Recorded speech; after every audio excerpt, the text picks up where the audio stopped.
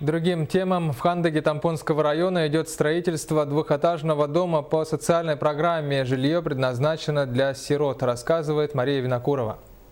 Строительство шестиквартирного дома начато в октябре прошлого года, и за 1,5 месяца бригадой индивидуального предпринимателя Алексея Моносытова была возведена коробка здания. Общая площадь дома 285 квадратных метров, а жилой 232 квадратных метра. Фундамент дома сооружен из металлических труб, стены из бруса. В середине марта строители продолжили работы по установке стеклопакетов, утеплению полов и потолков здания.